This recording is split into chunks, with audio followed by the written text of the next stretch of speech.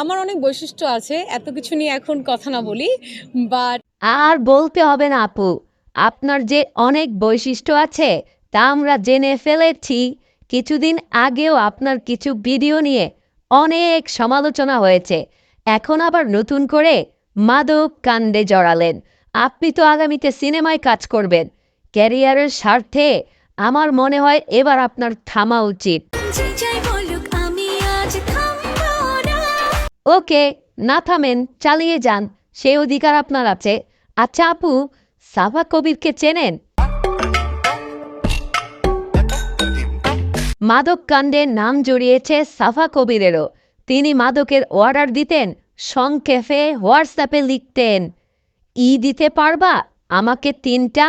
সাফা আপু, মানে কি একটু বলবেন প্লিজ? লজ্জা পায়া লাভ নাই, ব্যাপারটা এখন আর পার্সোনাল নাই, পাবলিক হইয়া গেছে। অনেক সময় আমাদের অনেক পার্সোনাল ডাটা লিক হয়েছে, যেটা কিন্তু আমরা জানি না। সাফা আপু, আপনি কি জানেন শুধু আপনারটাই না, আপনার খুব কাছের বান্ধবী টয়ার ব্যাপারটাও লিক হয়েছে। সে নাকি আপনার চেয়ে 1 ঘাট এগিয়ে, তার আবার 3টায় হয় না, সে 5টা অর্ডার দেয়। আইয়া, উঠেছে।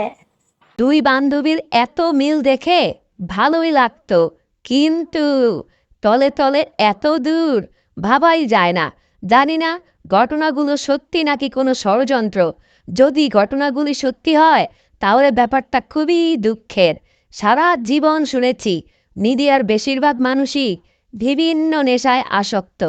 সাফা কবির টয়া ও তানজিন তিশার মাদক কাণ্ডের ব্যাপারটি সত্যি নাকি কোনো ষড়যন্ত্র? আপনার কাছে কি মনে হয় লিখে জানাতে ভুলবেন না। শেষ পর্যন্ত ভিডিওটি দেখার জন্য সকলকে অনেক ধন্যবাদ। অনেক সময় আমাদের অনেক পার্সোনাল ডাটা লিক হয়েছে, যেটা কিন্তু আমরা জানি না। ভিডিওটি ভালো লাগলে শেয়ার করতে পারেন। আসসালামু আলাইকুম, আল্লাহ হাফেজ।